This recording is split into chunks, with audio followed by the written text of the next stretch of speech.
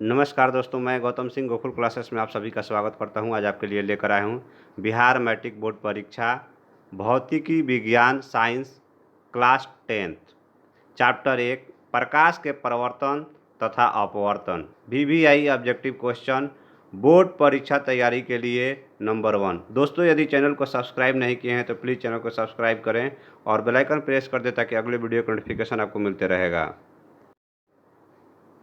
पहला क्वेश्चन है, प्रकाश की किरण गमन करती है। प्रकाश की किरण गमन करती है दोस्तों सीधी रेखा में, टेढ़ी रेखा में, किसी भी दिशा में या इनमें से कोई नहीं। तो प्रकाश की किरण जब आती है तो हमेशा सीधा आती है। तो दोस्तों यहाँ पे हमारा आंसर हो जाएगा सीधी रेखा में, आंसर हो जाएगा हमारा ए नंबर। बढ़ते हैं अगले प्रश्न की तरफ। अगला प्रश्न है, प्रकाश का वेग न्यूनतम होता है। प्रकाश का वेग न्यूनतम होता है निर्वात में, जल में, वायु में या कांच में। तो दोस्तों आपको हम बता दें कि प्रकाश का वेग न्यूनतम जो होता है कांच में होता है। हमारा आंसर हो जाएगा डी नंबर। बढ़ते हैं अगले प्रश्न की तरफ। अगला प्रश्न है, मोटर गाड़ी के चालक के सामने लगा रहता है। मोटर गाड़ी के चालक के सामने लगा रहता है कौन सा दर्पण आपको बताना है। समतल दर्पण, उत्तल दर्पण, अवतल दर्पण, उत्तल लेंस, ये आपको बताना है। तो कौन सा लेंस लगा रहता है दोस्तों आपको बताना है इसमें, या दर्पण लगा रहता है आपको बताना है। दर्पण लगा रहता है कि लेंस लगा रहता है। दोस्तों आपको हम बता दें कि दर्पण लगा रहता है। और कौन सा दर्पण लगा रहता है, तो उत्तल दर्पण लगा रहता है। यहाँ पे हमारा आंसर हो जाएगा बी नंबर। बढ़ते हैं अगले प्रश्न की तरफ। अगला प्रश्न है, मोटर कार के हेडलाइट में किसका प्रयोग होता है। मोटर कार के हेडलाइट में किसका प्रयोग होता है। समतल दर्पण, उत्तल दर्पण, अवतल दर्पण या उत्तल लेंस। दोस्तों आपको हम बता दें कि मोटर कार के हेडलाइट में जो है अवतल दर्पण का उपयोग होता है। हमारा आंसर हो जाएगा सी नंबर। बढ़ते हैं अगले प्रश्न की तरफ। अगला प्रश्न है,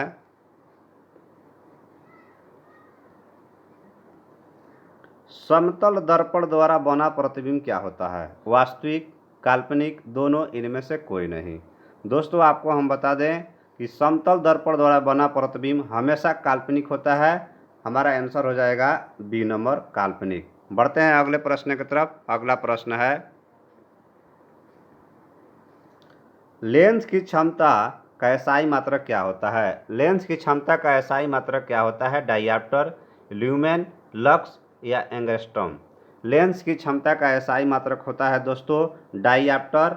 डायऑप्टर को डी से भी लिखा जाता है दोस्तों। तो हमारा आंसर हो गया ए नंबर। बढ़ते हैं अगले प्रश्न की तरफ। अगला प्रश्न है, प्रकाश की किरणों का पथ दर्शाने वाले चित्रों को कहा जाता है किरण आरेख, फोकस, किरण पुंज, इनमें से सभी।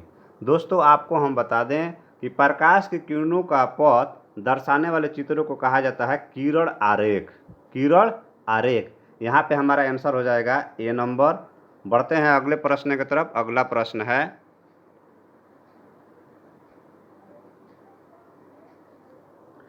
2D क्षमता वाले लेंस का फोकसांतर क्या होगा। 2D क्षमता वाले लेंस का फोकसांतर क्या होगा, ये हमारा सवाल है दोस्तों। 2D क्षमता वाले लेंस का फोकसांतर क्या होगा।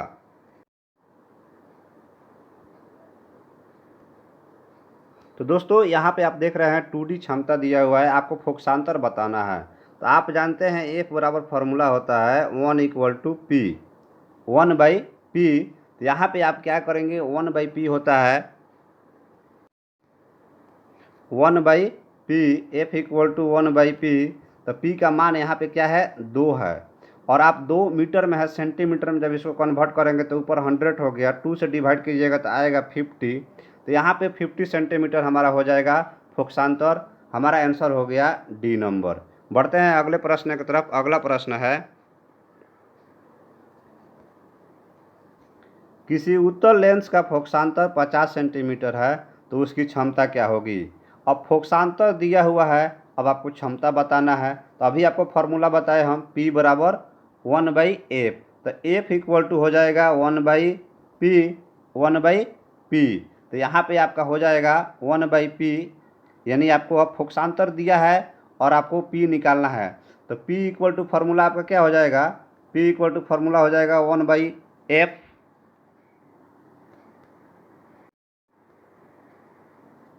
तो 1/f हो जाएगा जब आपका p इक्वल टू 1/f।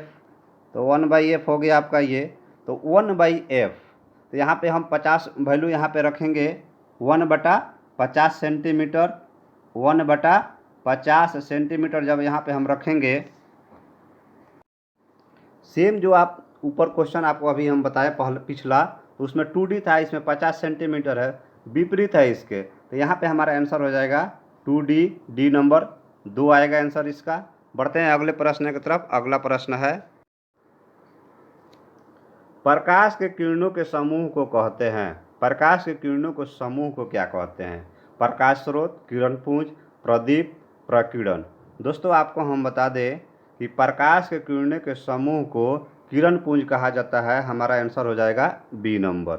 बढ़ते हैं अगले प्रश्न की तरफ। अगला प्रश्न है, उत्तल लेंस की क्षमता होती है। उत्तल लेंस की क्षमता होती है ऋणात्मक, धनात्मक, ए और बी दोनों। दोस्तों आपको हम बता दें, उत्तल लेंस की क्षमता हमेशा धनात्मक होती है। हमारा आंसर हो जाएगा बी नंबर। बढ़ते हैं अगले प्रश्न की तरफ। अगला प्रश्न है, अवतल लेंस की क्षमता होती है। अवतल लेंस की क्षमता होती है ऋणात्मक, धनात्मक, ए और बी दोनों। तो दोस्तों आपको हम बता दें कि अवतल लेंस की क्षमता होती है ऋणात्मक। हमारा आंसर हो जाएगा ए नंबर। बढ़ते हैं अगले प्रश्न की तरफ। अगला प्रश्न है,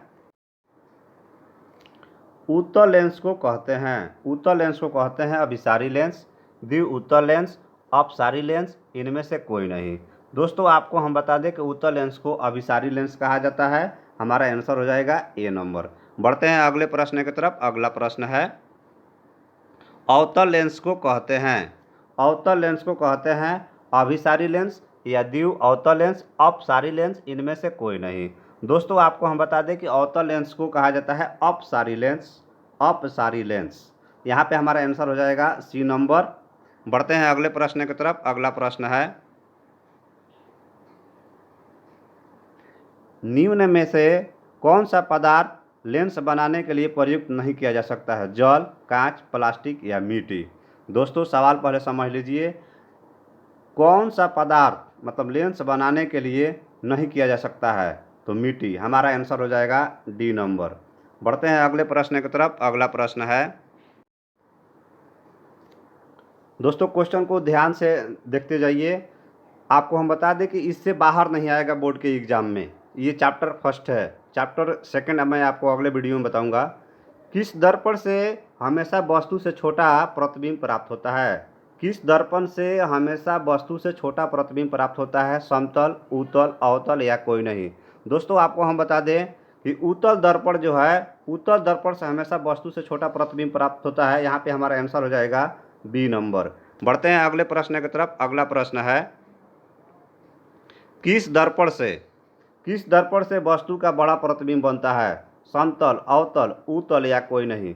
दोस्तों आपको हम बता दें कि अवतल दर्पण से वस्तु का बड़ा प्रतिबिंब बनता है। हमारा आंसर हो जाएगा बी नंबर। बढ़ते हैं अगले प्रश्न की तरफ। अगला प्रश्न है, प्रकाश के परिवर्तन के कितने नियम हैं? प्रकाश के परिवर्तन के कितने नियम हैं दोस्तों? 1, 2, 3 या 4। तो प्रकाश के परिवर्तन के 2 नियम है। यहाँ पे हमारा आंसर हो जाएगा बी नंबर। दोस्तों आपको बता दें कि प्रकाश के परिवर्तन के नियम 2 होते हैं। कौन कौन होते हैं ये आपको याद होना चाहिए। 2 नंबर में पूछता है हमेशा ये प्रकाश के परिवर्तन के नियम। आपको पता है कि प्रकाश का परिवर्तन के नियम आपतन कोण और परावर्तन कोण एक दूसरे के बराबर होते हैं, और आपतित किरण और परावर्तित किरण और समतल पे यानी कि अभिलंब जो है तीनों एक ही तल में होते हैं। ये नियम है इसका 2। बढ़ते हैं अगले प्रश्न की तरफ। अगला प्रश्न है, जब प्रकाश की किरण हवा से कांच में प्रवेश करती है तो मुड़ जाती है।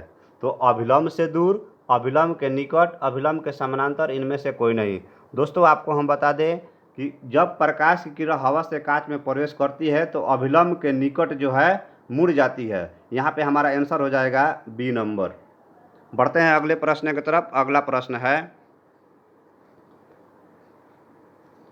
फोटोग्राफी कैमरा का अभिदृश्यक होता है उत्तल लेंस, अवतल लेंस, उत्तल दर्पण या अवतल दर्पण।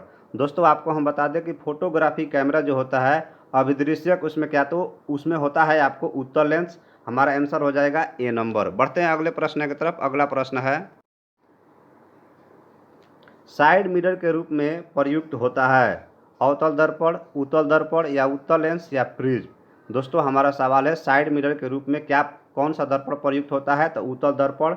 हमारा आंसर हो जाएगा बी नंबर। बढ़ते हैं अगले प्रश्न की तरफ। अगला प्रश्न है एक अवतल दर्पण की फोकस दूरी 10 सेंटीमीटर है।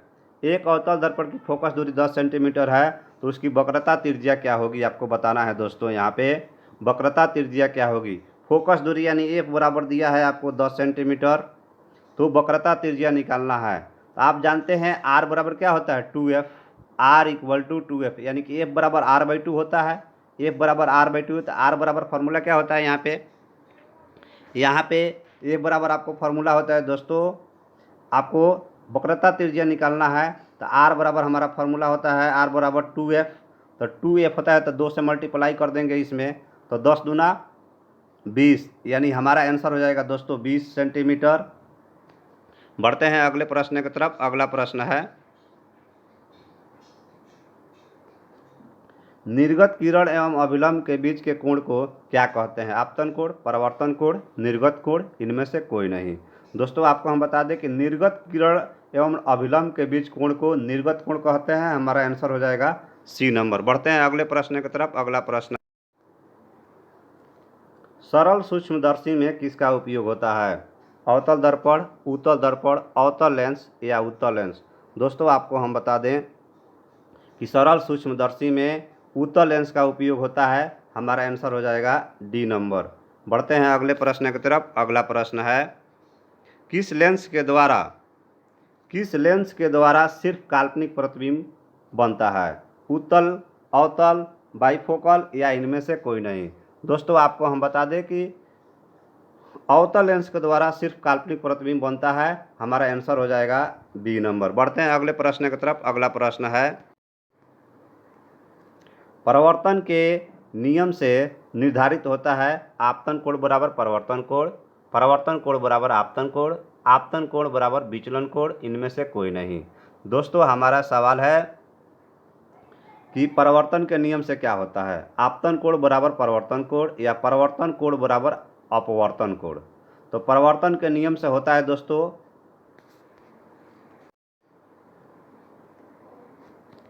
आपतन कोण बराबर परावर्तन कोण। हमारा आंसर हो जाएगा ए नंबर। बढ़ते हैं अगले प्रश्न की तरफ। अगला प्रश्न है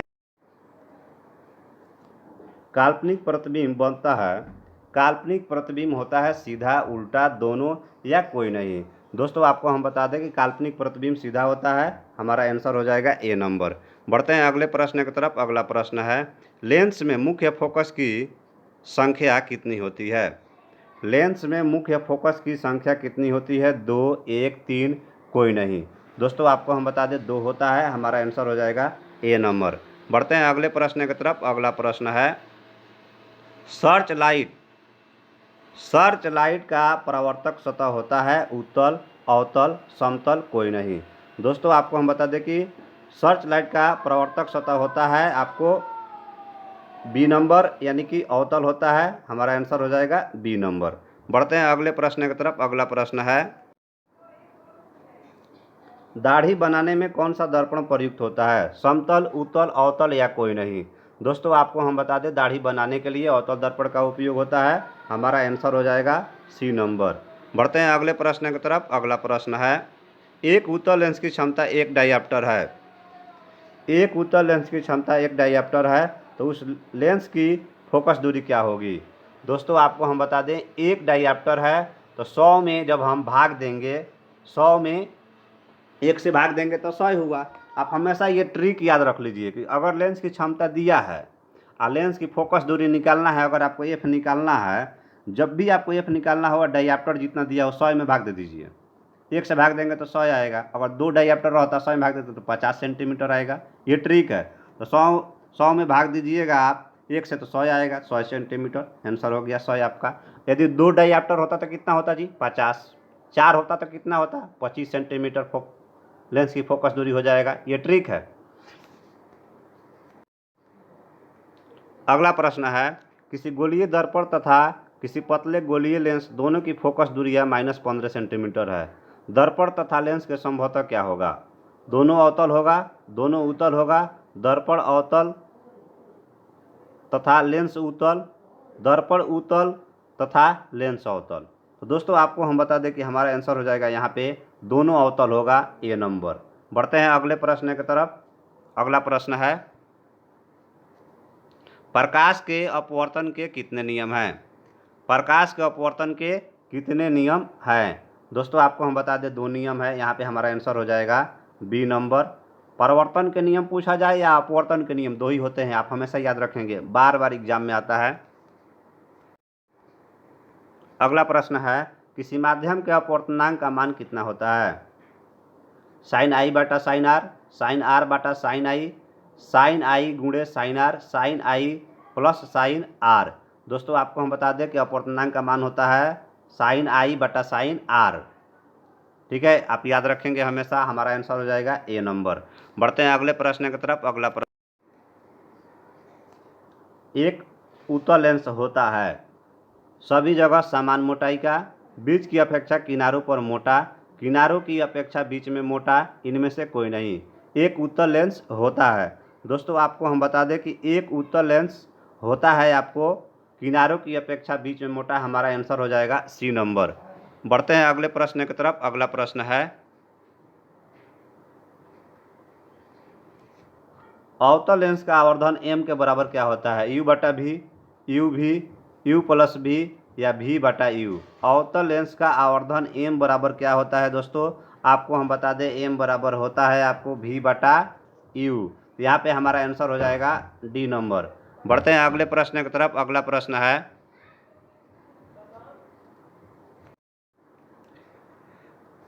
अगला प्रश्न है दोस्तों, गोलीय दर्पण में फोकसांतर एवं वक्रता त्रिज्या के बीच संबंध क्या होता है?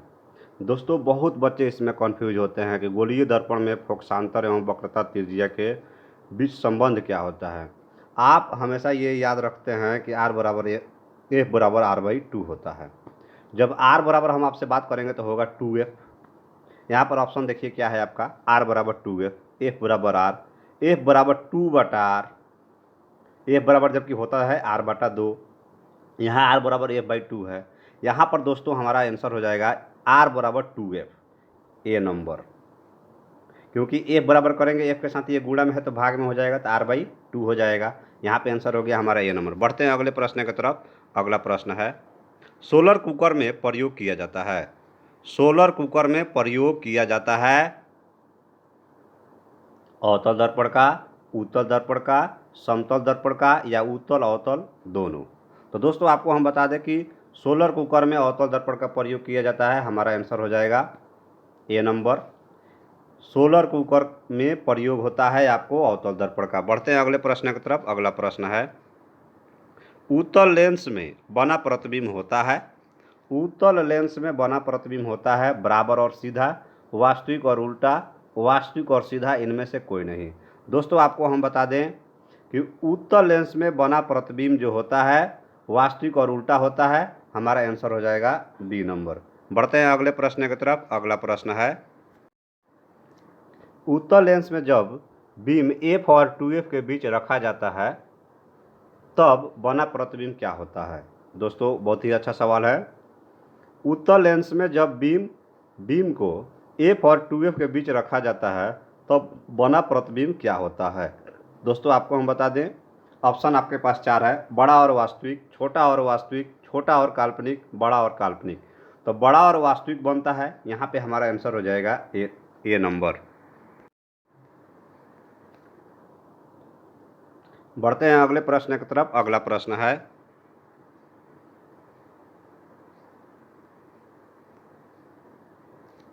दो वक्रीय पृष्ठों से घिरे ठोस माध्यम को क्या कहते हैं? दो वक्रीय पृष्ठों से घिरे ठोस माध्यम को क्या कहते हैं? गोलीय दर्पण, गोलीय दर्पण, त्रिज्या, गोलीय लेंस या समतल दर्पण। तो दोस्तों आपको हम बता दें कि गोलीय लेंस कहते हैं, हमारा आंसर हो जाएगा सी नंबर।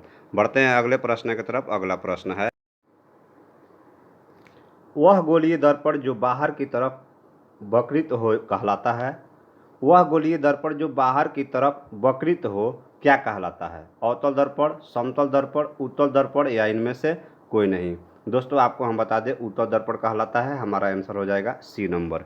बढ़ते हैं अगले प्रश्न की तरफ। अगला प्रश्न है, गोलीय दर्पण के परावर्तक पृष्ठ, गोलीय दर्पण के परावर्तक पृष्ठ के केंद्र को दर्पण का क्या कहा जाता है? गोलीय दर्पण के परावर्तक पृष्ठ के केंद्र को दर्पण का क्या कहा जाता है? मध्य, ध्रुव, गोलार्ध या अक्ष? दोस्तों आपको हम बता दें ध्रुव कहा जाता है। हमारा आंसर हो जाएगा बी नंबर। बढ़ते हैं अगले प्रश्न की तरफ। अगला प्रश्न है, किसी लेंस द्वारा उत्पन्न आवर्धन का एसआई मात्रक क्या होता है? मीटर, सेंटीमीटर, मिलीमीटर, मात्रक विहीन यानी मात्रक नहीं होता है। किसी लेंस द्वारा उत्पन्न आवर्धन का एसआई मात्रक क्या होता है? दोस्तों आप याद कर लीजिए कि आवर्धन का एसआई मात्रक नहीं होता है। यहाँ पे हमारा आंसर हो जाएगा डी नंबर। बढ़ते हैं अगले प्रश्न की तरफ। अगला प्रश्न है, लेंस के केंद्रीय बिंदु को कहते हैं, लेंस के केंद्रीय बिंदु को क्या कहते हैं आपको बताना है। वक्रता केंद्र, प्रकाशिक केंद्र, द्वारक केंद्र या अक्ष केंद्र? तो लेंस के केंद्रीय बिंदु को कहते हैं प्रकाशिक केंद्र। हमारा आंसर हो जाएगा बी नंबर। बढ़ते हैं अगले प्रश्न की तरफ। अगला प्रश्न है, किसी शब्दकोश में पाए गए छोटे अक्षरों को पढ़ते समय आप निम्न में से कौन सा लेंस पसंद करते हैं? कौन सा लेंस पसंद करते हैं? 50 सेंटीमीटर फोकस दूरी का उत्तल लेंस, 50 सेंटीमीटर फोकस दूरी का उत्तल लेंस, 5 सेंटीमीटर फोकस दूरी का उत्तल लेंस, 5 सेंटीमीटर फोकस दूरी का उत्तल लेंस? तो दोस्तों आपको हम बता दें कि 5 सेंटीमीटर फोकस दूरी का हम उत्तल लेंस प्रयोग करते हैं, पसंद करते हैं। हमारा आंसर हो जाएगा डी नंबर। बढ़ते हैं अगले प्रश्न की तरफ। अगला प्रश्न है, इनमें से कौन दर्पण का सूत्र है? इनमें से कौन दर्पण का सूत्र है? दोस्तों आपको बताना है। इसमें आप जानते हैं दर्पण का सूत्र होता है दोस्तों 1/v 1/+1/u = 1/f। तो इसमें देखिए कहाँ पे है 1/v + 1/u बराबर 1/f। तो पहला ही देख रहे हैं आप ए नंबर 1/v + 1/u = 1/f है। तो ये दर्पण सूत्र होता है। और 1/v या माइनस हो जाए 1/u = 1/f तो लेंस सूत्र है। यहाँ पे आंसर हो गया ए नंबर। बढ़ते हैं अगले प्रश्न की तरफ। अगला प्रश्न है, गोलीय दर्पण का गोलीय दर्पण का वक्रता केंद्र को किस अक्ष से निरूपित किया जाता है? यहाँ पे मिस्टेक हो गया लिखने में दोस्तों। गोलीय दर्पण का वक्रता केंद्र को किस अक्ष से निरूपित किया जाता है? सी, पी, ओ या एफ? दोस्तों आपको हम बता दें गोलीय दर्पण वक्रता केंद्र को सी से सूचित किया जाता है, यही आपको तो बताना है। तो यहाँ पे हमारा आंसर हो जाएगा ए नंबर। बढ़ते हैं अगले प्रश्न की तरफ। अगला प्रश्न है दोस्तों, अगला प्रश्न है, निर्वात में प्रकाश की चाल, निर्वात में प्रकाश की चाल क्या होता है आपको बताना है। 3 × 10⁸ मीटर प्रति सेकंड, 2 × 10⁸ किलोमीटर प्रति सेकंड। दोस्तों आप सब पढ़े होंगे, याद नहीं करते हैं बस। अब समझिए कि याद हो गया आपको। निर्वात में प्रकाश की चाल 3 × 10⁸ मीटर प्रति सेकंड। यहाँ पे हमारा आंसर हो गया ए नंबर। बढ़ते हैं अगले प्रश्न की तरफ।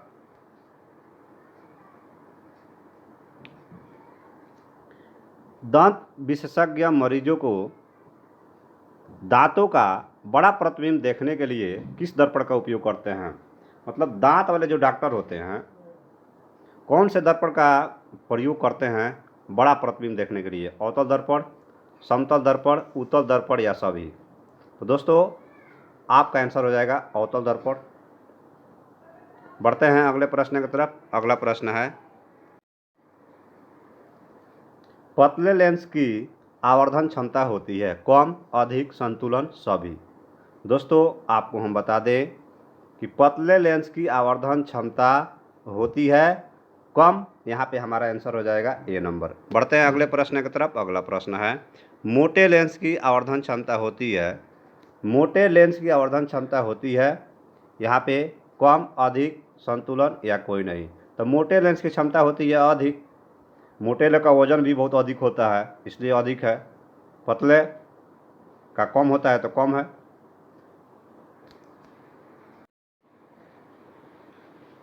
दोस्तों आज आपके लिए लेकर आए थे बिहार मैट्रिक बोर्ड परीक्षा भौतिक विज्ञान साइंस क्लास 10 चैप्टर नंबर 1 प्रकाश के परिवर्तन तथा अपवर्तन से वीवीआई ऑब्जेक्टिव क्वेश्चन। दोस्तों यदि वीडियो अच्छा लगा तो वीडियो को लाइक कर दीजिए और चैनल को सब्सक्राइब नहीं किए हैं तो प्लीज़ चैनल को सब्सक्राइब करें और बेल आइकन प्रेस कर दें ताकि अगले वीडियो का नोटिफिकेशन आपको मिलते रहेगा। अगला वीडियो होगा दोस्तों चैप्टर नंबर 2 मानव नेत्र से संबंधित प्रश्न होगा हमारा। थैंक यू दोस्तों, राधे राधे दोस्तों।